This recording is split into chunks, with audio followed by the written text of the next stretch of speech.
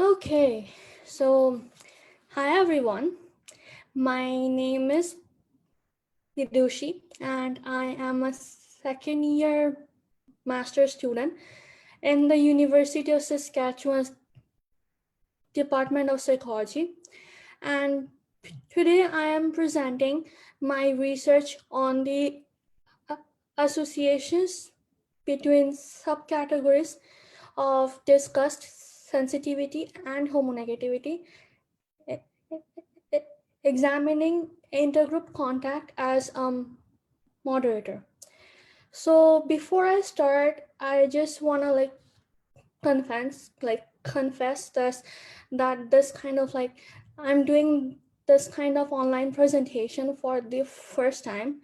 So if you cannot hear me, if I get muted for any reason, or if you have anything else to say, please let me know in the chats. I just want to make sure that I'm clear to everyone. It's kind of a little awkward, but I hope everything will go well. Okay, so homonegativity is characterized as pre- prejudice or discrimination toward individuals that are perceived to be gay or lesbian. And Morrison proposed the terms old-fashioned and modern homonegativities to explain overt and subtle forms of prejudice towards sexual minorities. So, old-fashioned homonegativity is overt and is based on religious objections, moral condemnations, and misconceptions about homosexuality. On the other hand, modern homonegativity denotes prejudice and discrimination that are grounded in abstract concerns and beliefs, such as gay men and lesbian women are making unnecessary demands for changes in the status quo, and discrimination against gay men and lesbian women is a thing of the past, and gay men and lesbian women exaggerate the importance of their sexual orientation, thereby contributing to their own marginalization. So it is important to acknowledge that homonegativity focuses exclusively on the cognitive domains of attitudes. So it's kind of essential to examine affect as it pertains to minority groups. So one type of affective response that has generated considerable attention in the field of sexual minority studies is disgust. And disgust is a complex emotion that evokes resentment or withdrawal in response to unpleasant acts or substances.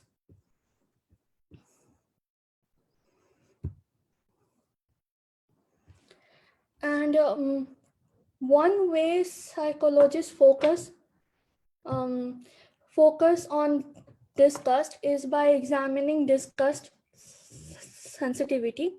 And this construct is defined as an individual's proneness to disgust.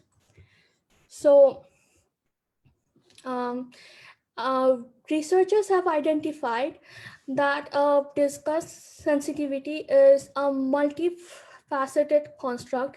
So, for example, Tabor and colleagues have proposed three forms of disgust.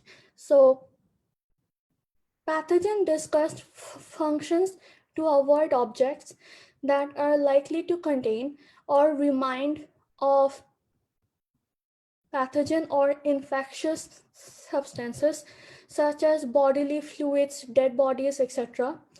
And moral disgust functions to avoid uh, violating social norms by engaging in antisocial activities such as stealing and so on.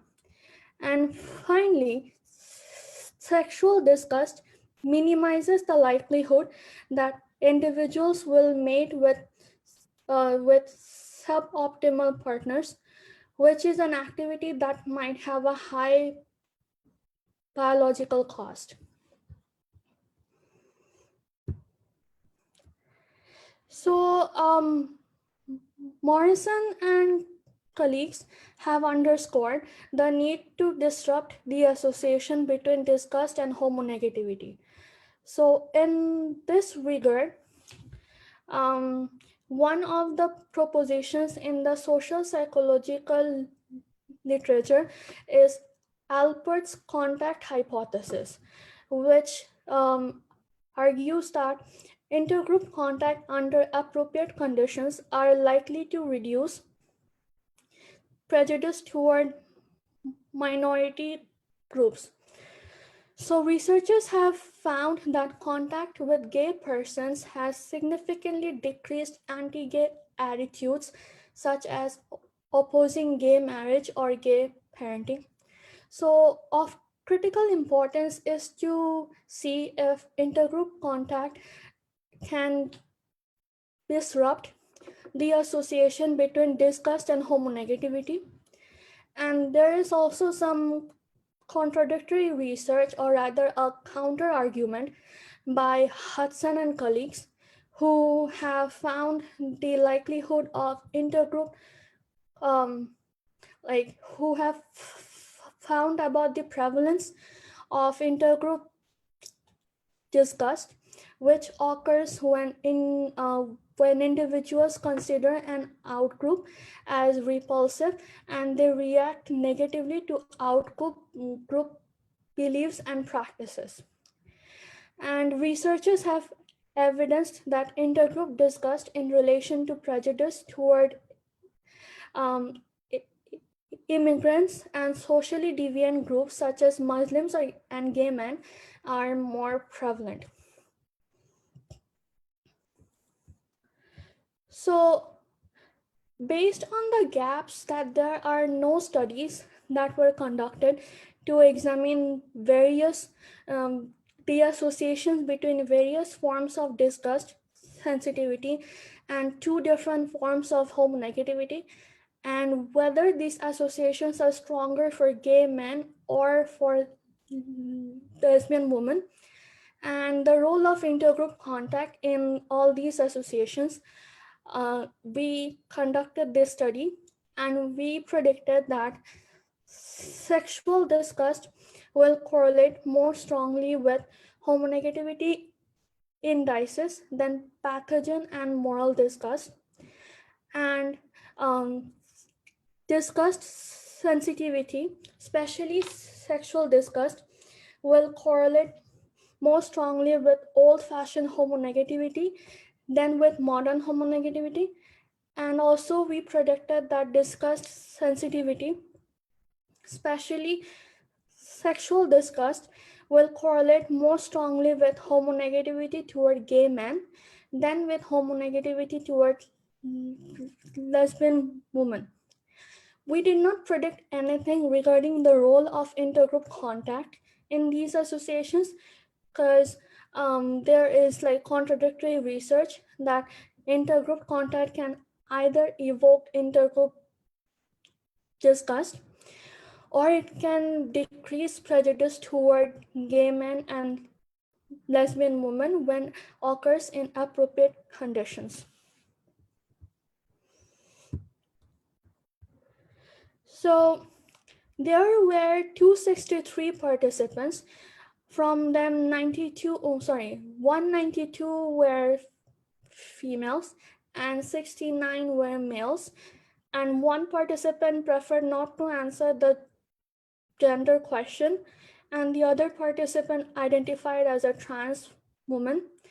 And most of these participants were white and they attended some university. And participants were recruited through the University of Saskatchewan Pause Bulletin, Psychology Participant Pool, and my own social media accounts.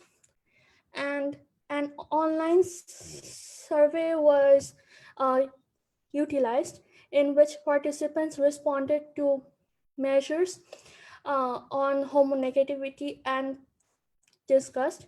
Participants were randomly assigned to one of the two conditions. So there was one survey version that focused on attitude toward gay men, and there was another survey version that focused on attitude toward lesbian women. And then the survey took 20 minutes to complete.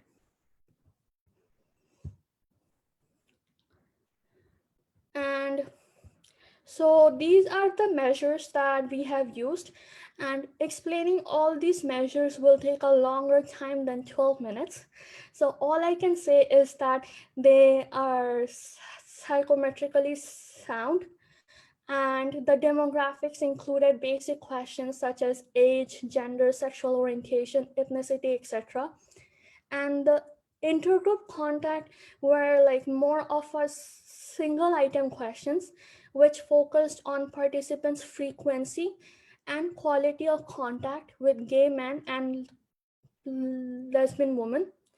And the two quality control items were included to protect the integrity of participants responses. If you would like more information on the skills, please let me know.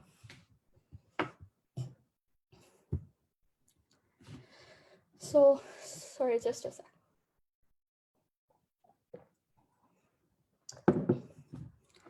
So, where the hypothesis supported? So, hypothesis one was partially supported, which means that sexual disgust significantly and positively correlated with old-fashioned homonegativity toward gay men and lesbian women, and modern homonegativity toward only gay men. So there was no significant association between moral disgust and homonegativity, or there are no significant association between pathogen disgust and homonegativity. And also regression analysis showed that sexual disgust had the strongest effect on old-fashioned and modern homonegativity toward both gay men and lesbian women compared to moral and pathogen disgust. Hypothesis 2 was also partially supported, which means that correlation between sexual disgust and old-fashioned homonegativity toward lesbians was significantly stronger than the correlation between sexual disgust and modern homonegativity toward lesbians. And all other correlation differences were not significant. And finally, hypothesis 3 was not supported, which means that the correlation between disgust, sensitivity, and old-fashioned homonegativity toward lesbian women was stronger than the correlation between disgust, sensitivity, and old-fashioned homonegativity toward gay men. So it was the opposite of what we predicted. And then all other correlation differences were not significant. So regarding the role of intergroup contact as a moderator, so for this we did regression analysis, and we found that frequency of intergroup contact with lesbian women moderated the relationship between disgust and homonegativity toward lesbian women. So, which means that participants with no to little contact with lesbian women, they showed increasing homonegativity with increasing disgust, and participants with some to substantial contact with a lesbian woman, they showed decreasing homonegativity with increasing disgust. And we also found some unexpected results. Like, we didn't predict anything, but we were kind of thinking that maybe more contact will reduce homonegativity. But then for quality of intergroup contact, they moderated the relationship between disgust and homonegativity toward both gay men and lesbian women. But for gay men, it was a little bit different, which means that participants toward with unfavorable contact with gay men, they experienced decreasing homonegativity with increasing disgust. And then participants with favorable contact with gay men, they experienced increasing homonegativity with increasing disgust. So this was unexpected, but we were thinking if demographics could play a role here because most of the participants were female. So maybe this can be one of the future research. And also participants with unfavorable contact with lesbian women, they experienced increasing homonegativity and increasing sexual disgust. And participants with favorable contact with lesbian women, they experienced slightly decreasing homonegativity with increasing sexual disgust. So for lesbian women, contact did have a like positive role to play, it seems. So the takeaway from here is that sexual disgust appears to play the strongest role in predicting both old-fashioned and modern homonegativity. And frequency and quality of intergroup contact moderated the relationship between disgust and homonegativity, but in different ways. But of course, we have more significant results in case of lesbian women. So could demographics play a role? I wonder.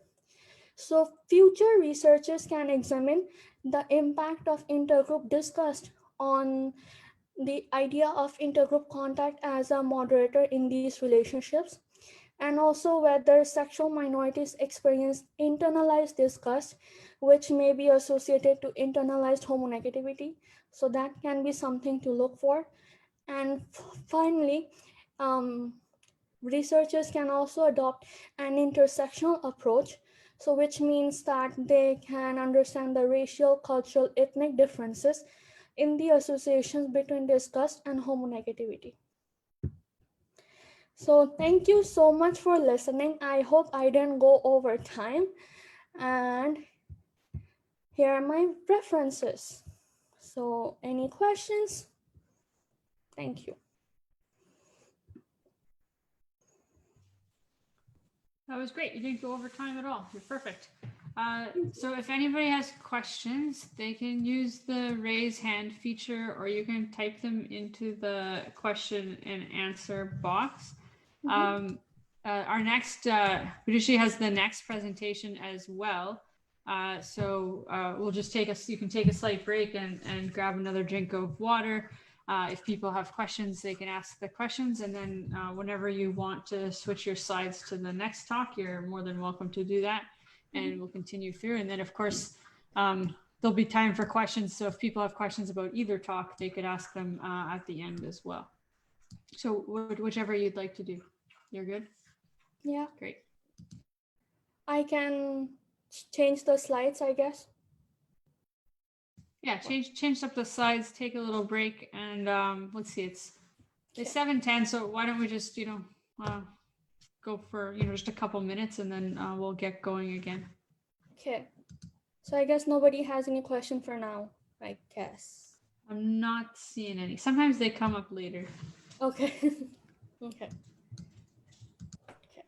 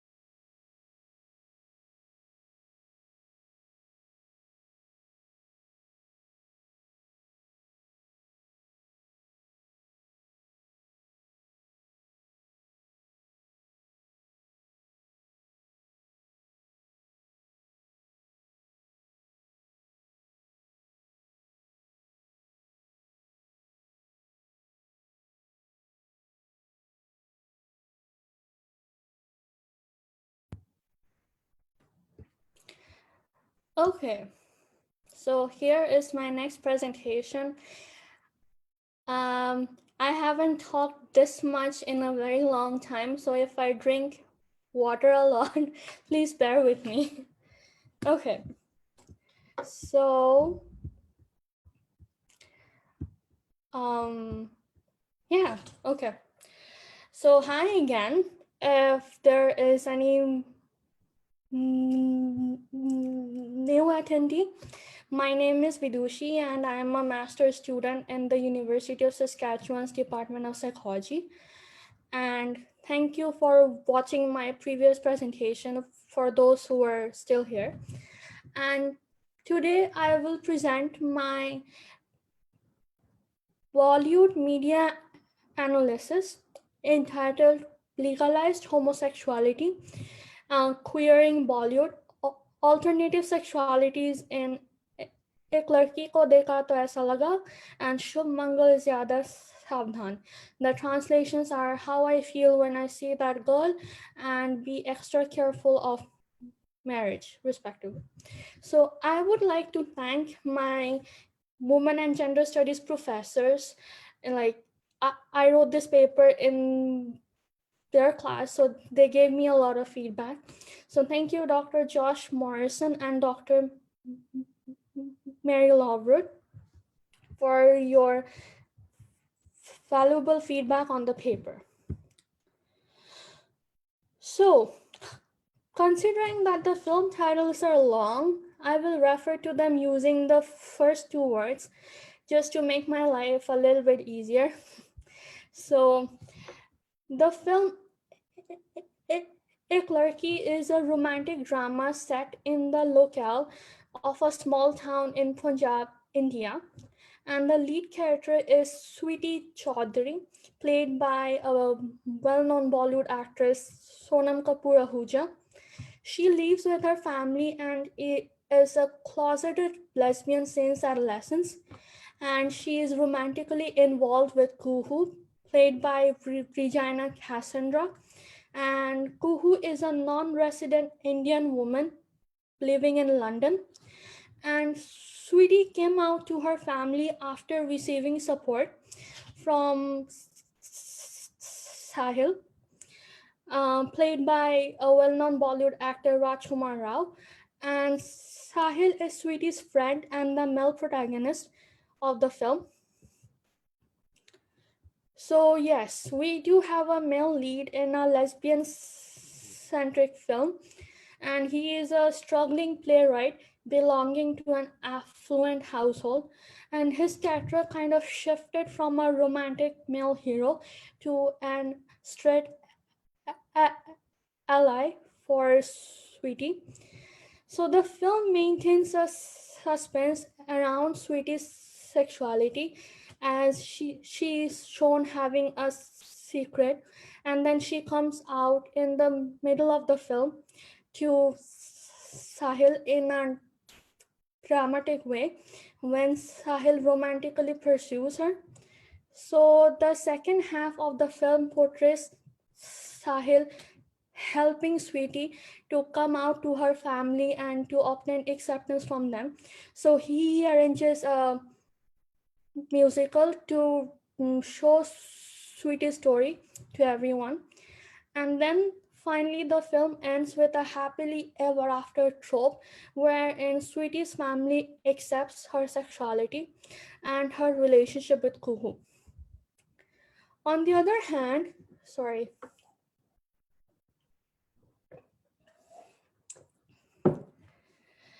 on the other hand, Shubh Mangal is set against the context leading up to the decriminalization of homosexuality in India, and it is a romantic comedy that offers a social message on homophobia and homosexuality. And the lead characters are Karthik and Aman, played by Ayushman Khurrana and Jitendra, respectively. And they are a gay couple living together and working as salesmen in the capital city of Delhi, India. So the film focuses on Karthik's quest to convince amongst conservative homophobic family to accept their relationship, and Aman's family on the other hand forces him to marry a woman, but then they eventually realize that they are doing wrong to him when they find out about the Indian Supreme Court case on decriminalizing homosexuality. And then the film ends with Aman's family finally accepting him and Karthik as a couple and celebrating the decriminalization of homosexuality. So, why are these films important? So, these films are important because they are the first mainstream Indian Bollywood films to represent lesbian and gay male protagonists after the abolishment of Section 377 in India, which is so, according to Section 377 of the Indian Penal Code, which is a 19th century British colonial law, sex against the order of nature was a punishable offense with a life sentence in prison. However, on September 6, 2018, the Supreme Court in India finally um, abolished this section and decriminalized homosexuality, affirming that this legislation was a violation of the fundamental rights of Indian Constitution.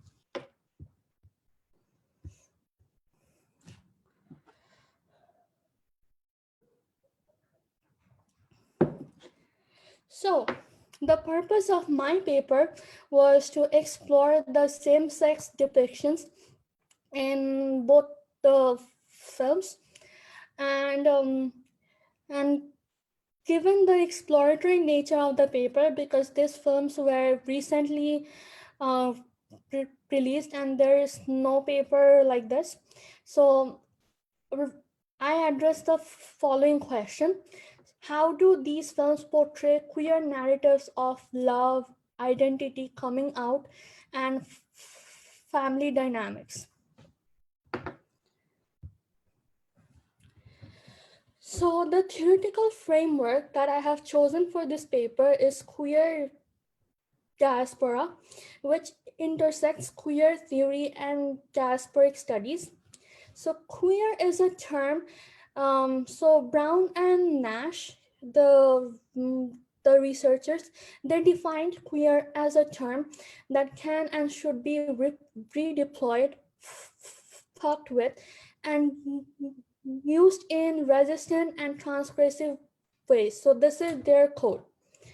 And so, queer theory confronts heteronormative assumptions that normalize heterosexuality and gender binary system, and also homonormative assumptions that construct sexually diverse identities as white. On the other hand, diaspora is a collective. Diaspora refers to a collective group of people who live far from their homeland in a host country, and they are aware of their racial, cultural, ethnic characteristics that unite them together as a diasporic community, and that separates the whole community from the majority group in the host country. So, the notion of diaspora underscores culture as a space for contestation, and it confronts the dominant nationalist discourses of belonging, and it also highlights the inability of national boundaries to describe people's identities. So, bringing both of the theories together, queer diaspora is a framework that examines how the context of geographical flexibility shape new experiences and understandings of sexualities and gender identities. So, a queer diasporic perspective queers diaspora by recognizing heteronormativity in ethnic diasporas, and diasporizes queerness, sorry, and diasporizes queerness by recognizing homonormativity of a transnational queer movement. Hence, analyzing the Bollywood cinema through a queer diasporic perspective allows to explore the different representations of sexual subjectivities, desire, and pleasure. Sorry, just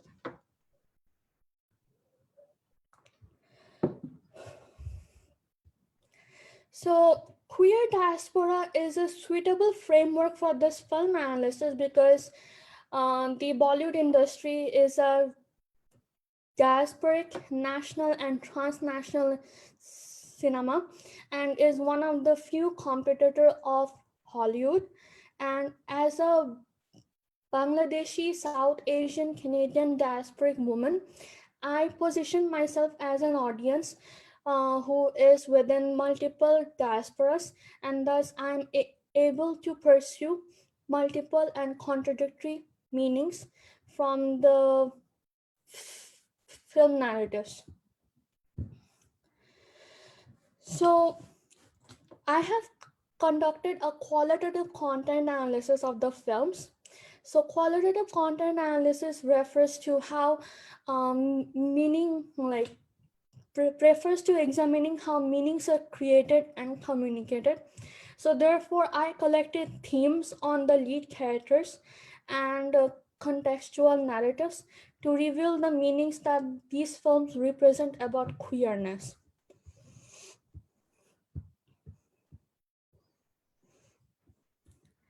So here is my analysis.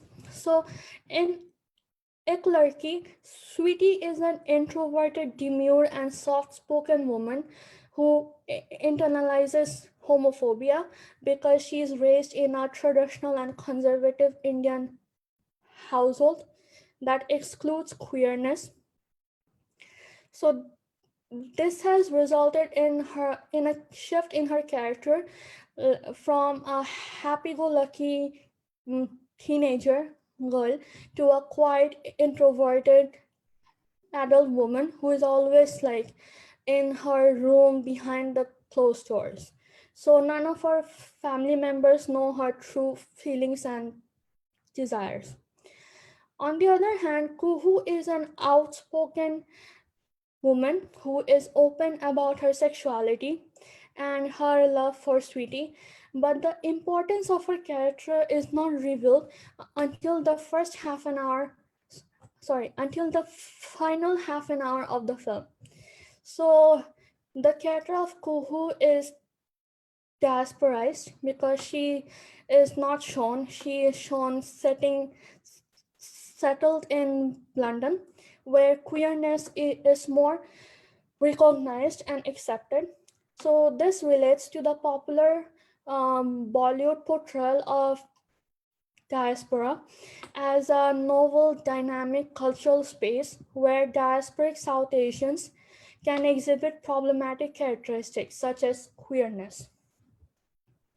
So that's why Kuhu's character is not afforded enough screen space, and also the character is played by an actress not known to the Bollywood audience.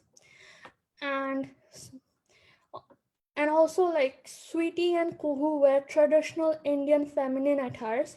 So this is a good thing because this kind of confronts the global stereotype of butch femme lesbians. On the other hand, Sahil Mirza, the male lead in a lesbian-centric film, has his own narrative, own story, so the audiences are led to assume that the film focuses on a straight love story. And this is probably kind of reasonable because the film is the first attempt to gain acceptance for queer communities in the South Asian society. And also, watching a male hero as an ally in the first queer centric Bollywood film encourages South Asian men to support the queer communities. On the other hand, Shubh Mangal shows Karthik and Aman, who are vocal and expressive about their queer feelings and desires. And this confronts the popular trope in Bollywood of showing feminine gay men as comic or extra characters. The film also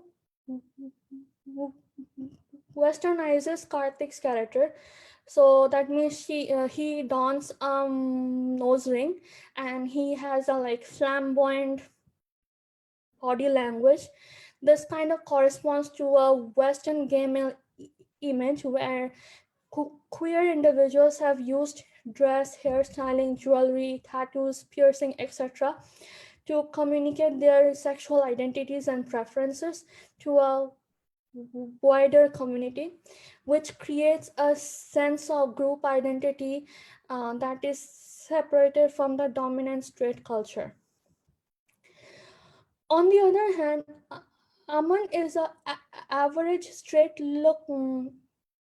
average looking straight passing small town man with a reserved body posture, and he's kind of conflicted between internalizing homophobic notions and also being uh, uh, unashamed about his sexuality, as he is born and brought up in a traditional conservative joint family.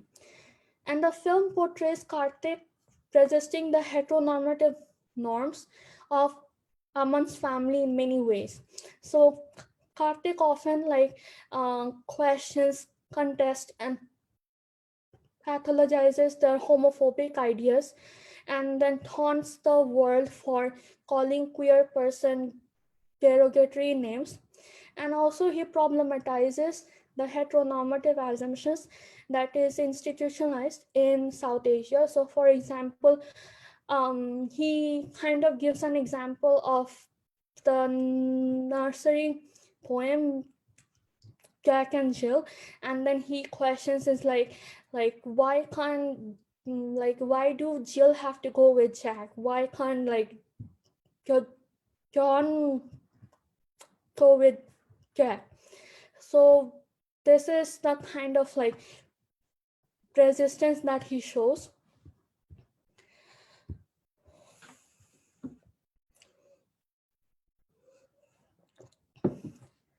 And queer narratives of love. So in Ek Ladki, the film does not use the word lesbian or queer at all to address the love between two women. And this is probably understandable, maybe not to offend the audience, because this was the first queer centric film. And it also kind of allows the filmmaker to confront the rigid sexual identity labels that are used in Western context, thus privileging a South Asian queer identity that is more fluid. And the film also empowers Sweetie because in a scene, she is teaching Sahil about the meaning, about the depth and complexities of love. So this kind of validates the emotion of love in the ways experienced by South Asian queer women. It also destabilizes, oh my god, destabilizes the power dynamics between Sweetie and Sahil, as Sahil is more privileged because of his straight sexuality and because of being a man. And the film also portrays a narrative of ambiguity in many ways. So, for example, the title of the film, एक लड़की को देखा तो ऐसा लगा, which means that how I feel when I see that girl. So, for queer diasporic audiences, the film title might mean that the film is about a story of a queer woman's feeling for another queer woman. But then for straight audience, it's more of the film is from the point of view of a straight man instead. And the film also desexualizes the romance between Sweetie and Kuhu. So which means that there is no kissing scene, no sex scenes, but only like more of hand holding and hugging. And this is also understandable because it's the first queer centric movie, and also there has been like history in the past where a queer centric film which is not very conventional, they have been received very badly by the Hindu nationalist in India. So yeah, which makes sense. And it also reinforces the uh, idea of Indian nationalist discourses that that perceive queer sexual relations as impossible, and Indian women as more virtuous and asexual. And um, in Shubh Mangal Tirada Savdhan, this movie normalizes queer feelings and desires by portraying a mainstream gay couple who earns their livelihood just like any other normal common law couple would do. So it portrays them in romantic postures in like public spaces, and the movie is also the first movie to use the word gay for the lead characters, and of course there is no female lead, so it is outright a more like gay centric movie. And the film also explicitly portrays an enduring bond between Karthik and Aman. So there is more focus on their romance rather than like internalized homophobia. And also, it is more of a welcoming change that the film also sexualizes the relationship between Karthik and Aman, which is a progressive queer depiction in Bollywood, considering that South Asian discourses usually avoid talking about sex and sexuality. And also at the end of the movie, Karthik and Aman marry each other in front of everyone. So this kind of confronts the heteronormative assumptions of an institution like marriage.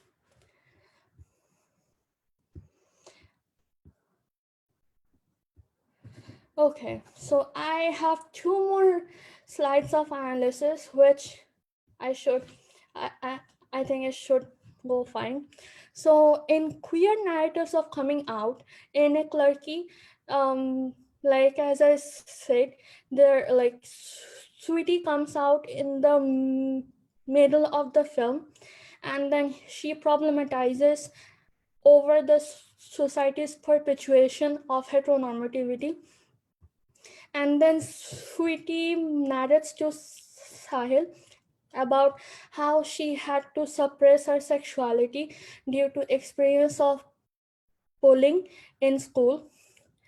And like also she was infatuated with a girl whose name was more often unisex. So when that name was mentioned at first, the audiences kind of assumed that it was a boy, but then their heteronormative assumptions were questioned afterwards when Sweetie talks about her like true experiences, her true feelings. And also the film portrays the complexities that South Asian queer women experience in coming out within their national and diasporic context, because like Sweetie decided not to come out in order to maintain like family honor and respectability, which is different from the Western ideas of coming out as queer liberation. And Sweetie finally finds a closure about her sense of shame and internalized homophobia when Kuhu criticizes her. So that's when she speaks out about her feelings in front of our family. And like through her speech, the film tries to uh, portray how queer children uh, experience exclusion for being the way they are. On the other hand, in Shumangal, there was no suspense in coming out because Karthik is portrayed as open about his sexuality as he flaunts a LGBTQ rainbow flag when confronting Aman's family for their homophobia. And on the other hand, Aman is kind of more concerned about coming out because he thought that they would not understand his feelings because they're more homophobic. But then at the end of the film, he also questions his family about their homophobia, and this relates to the real life experiences of South Asian queer and diasporic men who anticipate negative reactions from their family members, and that's why they fear to destroy to their family relationships, and that's why they don't want to come out. I do think I'm over time, but then I have one more slide. Sorry. So, and finally, in case of queer narratives of family dynamics, so in a clerking, um, sweeties, sorry, okay. So, in a clerky, sweeties family endorsed homophobic and heteronormative beliefs. Like they negatively reacted when Sahil told them about the queer centric focus of his musical. And also Sweetie's family walk out of the rehearsal hall when Sweetie comes out to them in front of everyone. On the other hand, Kuhu's family is not portrayed in the film at all. Like we don't know their reaction to Kuhu's sexuality, and this kind of reinforces the Indian nationalist discourses of diasporic queer individuals as an outsider to the South Asian society, as depicted in different kind of films. And the film Clerky also portrays an intersection of heteronormativity, homophobia, and patriarchy. And like that's kind of the real life experiences of South Asian queer women, because they are burdened with the pressure to maintain their family honor, and this is seen in like in the film when Sweetie's brother knows about Sweetie's sexuality, and he condemns her for risking their family honor. And also, the film confronts heteronormativity and homophobia finally at the end of the film when Sahil shows his musical about Sweetie's story, and like because of that musical, Sweetie's father questioned himself for allowing his daughter to suffer and for not accepting her for who she is. And finally, at the end of the film, Sweetie's family accepts her and Kuhu as a couple and also accepts Sweetie for who she is.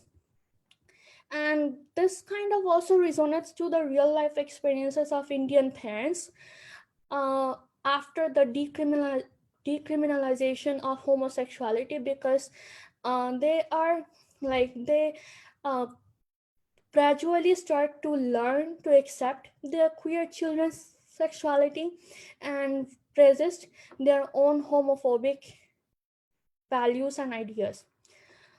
On the other hand, Shubh Mangal shows mm, mm, Karthik highlighting his and many other queer persons' struggles for family acceptance. So um, he like openly tells someone's family that their homophobia, like being gay is not being ill, it's rather their homophobia is an illness. And also Aman expresses annoyance over his family's heteronormative expectations, and he questions his father whether their relationship changes just because he is queer. So there is an open representation of like queer resistance, and that's what is the best part about this film. And the film also highlights how there is like superstition and disgust around homosexuality. So for example, they like Aman's parents do every kind of religious rituals to cure him of his homosexuality, but all these scenes were kind of shown in a more comic way, as if the film itself is trying to mock the like those superstitions. And that is also one of the like positive aspects about the film. and and also there is one another point that is very like crucial that is shown in the film, is that the film highlights whether um, Aman's family's homophobia is actually a homophobia or more of a lack of sexual diversity education. So in one scene, Aman's parent is like telling to themselves that they are not bad people, they're just people. And so like they kind of have a change of heart when they hear about the Supreme Court case on decriminalizing homosexuality, and that's when they realize that they're doing wrong to Aman. So it's kind of shown that there is more of a lack of sexual diversity education in the South Asian society. And so yeah, like the film ends when like Aman's family has a change of heart, and they protect Karthik and Aman for from getting a, a, arrested for being gay.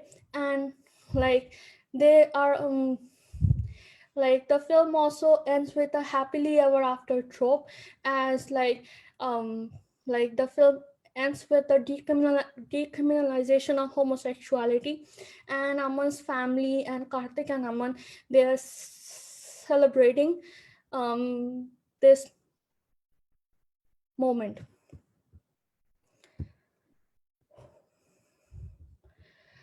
So yeah, finally the conclusion. So both films are different significantly in their queer narratives for gay and lesbian protagonists, possibly because Bollywood is a male-dominated industry, and also like in South Asia, lesbian women are likely to experience both homophobia and sexism. And also the films endorse that love doesn't consider gender and realistically promote visibility for South Asian queer communities in the mainstream Bollywood cinema. The film also started a dialogue between South Asian queer individuals and their families and communities, which is important as the Indian society places a great value on, like, great significance on family values and kinship.